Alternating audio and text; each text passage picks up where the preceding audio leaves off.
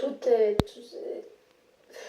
Je sais pas comment l'expliquer. En fait, tout ce qui m'est arrivé après, la drogue, la boulimie, l'alcool, tout ça, c'est pas à cause de ce que ce mec a fait à ma soeur. Mais je pense que quand on a 9 ans et qu'on démarre avec une histoire aussi lourde dans la vie, il est impossible de démarrer correctement comme tous les enfants normaux. Vous passez votre vie avec ce bagage, au fond, qu'on vous a mis à 9 ans sur le dos, même si c'est involontaire, et puis du coup les choses sont dures à vivre, sont dures à porter. Mais quand vous dites que vous avez le sentiment de ne pas encore avoir votre place, vous l'avez aujourd'hui encore ou ça va mieux? Ça va mieux. Je commence tout doucement à me reconstruire parce que je suis arrivée à arrêter la drogue. La drogue qui est quelque chose... Encore une fois, je parle de la drogue dans mon livre, je vais faire vite, hein. Je parle de la drogue dans mon livre parce que j'ai vraiment envie de dire aux jeunes, faites très très attention parce que maintenant c'est tellement banalisé, c'est tellement normal. Moi, carrément, quelqu'un qui me dit aujourd'hui qu'il ne prend pas de drogue, ça me choque plus que quelqu'un qui va me dire qu'il prend de la drogue. Les jeunes ont tendance à dire c'est festif, mais si tu sors 5 jours par semaine, et que tu prends 5 jours de la drogue, c'est plus festif en fait. J'ai vraiment envie de dire aux jeunes, faites attention à la drogue parce que c'est nocif pour vous. Mais vous en preniez pourquoi? Pour oublier qui vous étiez? Clairement, oui. Pour oublier votre image? Vous venez de dire les mots. Vraiment pour oublier qui j'étais. Ça me rendait forte, ça me rendait belle, j'étais sûre de moi, j'étais invincible. Sauf que les lendemains, c'était pire. La chute est 10 fois pire. Quand vous avez voulu mourir, Ouais. quand vous avez fait votre tentative de suicide, c'est parce que tout ça était insupportable, c'est haut et c'est bas? J'en pouvais plus, j'en avais marre. La drogue, ça m'aidait plus à aller mieux. Donc je me suis dit, autant en finir. En fait, je vais aller rejoindre ma soeur et comme ça, c'est réglé. Le seul problème, c'est que... Oui, vous dites que votre soeur est des paliers et malgré tout, vous dites je vais aller rejoindre ma soeur. Donc ça veut dire que ça reste quand même en filigrane dans votre esprit. Peut-être. Là c'est sorti spontanément. Ouais. C'est sorti tout seul, je vais rejoindre ma soeur. Ouais.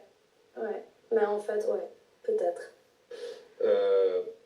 Il y a la boulimie, il y a cette volonté de se détruire, en même temps de ne pas être bien dans son corps. Vous avez fait de la chirurgie esthétique aussi, où vous en êtes pas caché, pour essayer d'être une autre au fond, pour essayer de gommer celle que vous voyez dans un miroir.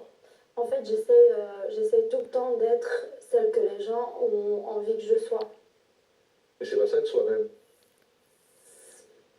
Être soi-même, c'est pas être ce que les autres veulent. Peut-être, mais après, la chirurgie, je pense que c'est autre chose. J'ai été tellement critiquée sur mon physique qu'au bout d'un moment, en fait, quand on est connu, on se regarde à la télé, on commence à voir nos défauts. Moi, je suis arrivée en télé, j'avais des problèmes intérieurs, mais mon physique, j'avais des complexes comme tout le monde, ça me dérangeait pas plus que ça. Sauf qu'au fil des années, on m'a tellement dit, t'as le cul plat, t'as les seins plats, t'es pas une femme, qu'au bout d'un moment, je me suis dit, ouais, peut-être que je suis pas une femme, je vais aller me faire poser des implants. Et pourtant, vous avez raison, parce qu'au final, en fait, maintenant, ce qui se retourne contre moi, c'est que je suis une meuf en plastique. Donc finalement,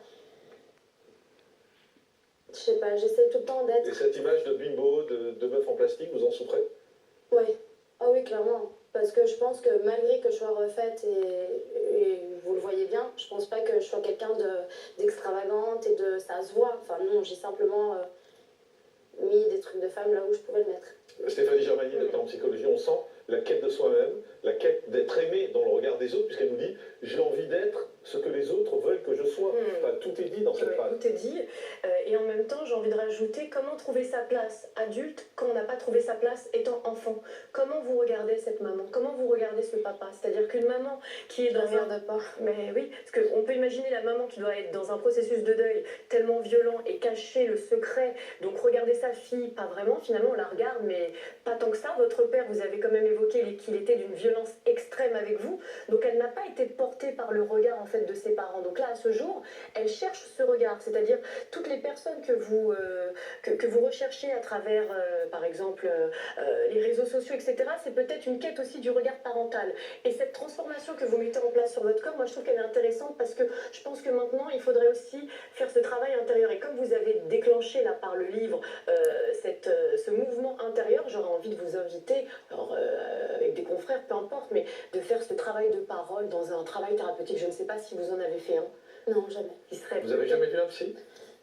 Si j'en ai vu un, mais à partir du moment où elle a commencé à me dire que mon père c'était le roi lion et que c'était mon dieu, j'ai arrêté. J'ai dit je suis folle mais pas à ce point.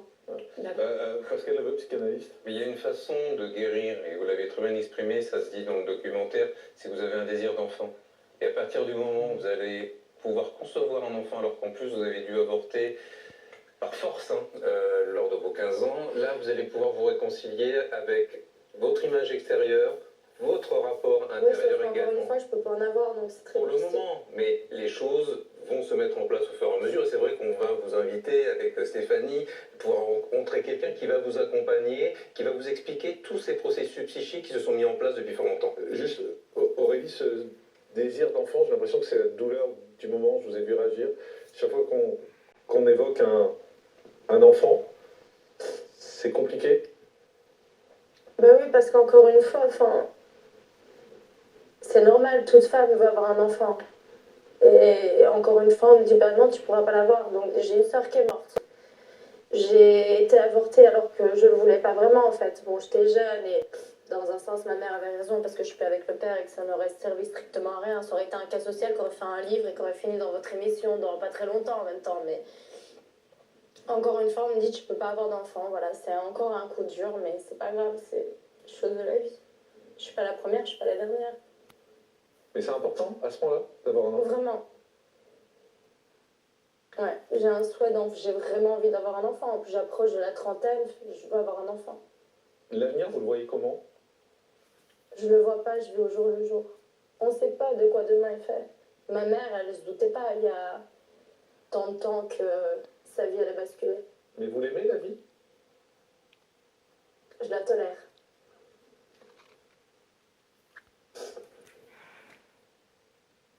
C'est dur. C'est dur.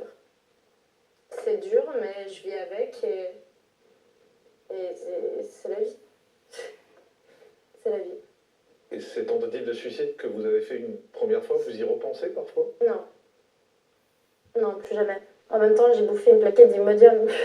J'ai pas été tolérée pendant 15 jours, j'ai plus envie de revivre ça. Je pense que c'est ça le vrai crime. Allez, on va arrêter sur ça, au moins. Ça permet d'arrêter sur un sourire, en tout cas. Merci Aurélie d'avoir été avec nous. Vous avez raconté votre histoire dans un livre autobiographique qui est bouleversant et qui est intitulé « Tu finiras dans une vitrine ». C'est une expression que vous disait votre père, d'ailleurs parce qu'il faisait référence aux vitrines à Amsterdam en particulier, Et à Bruxelles. oui, à Bruxelles, où il y a des prostituées. Et il vous disait Bisous. tu finiras dans une vitrine. Voilà. Eh ben non. Eh ben non, je finis dans le crime. C'est mieux. Merci Aurélie, en tout cas, d'avoir été avec nous sur ce plateau. Pour ce prank exceptionnel, nous allons maintenant partir sur l'île d'Oléron.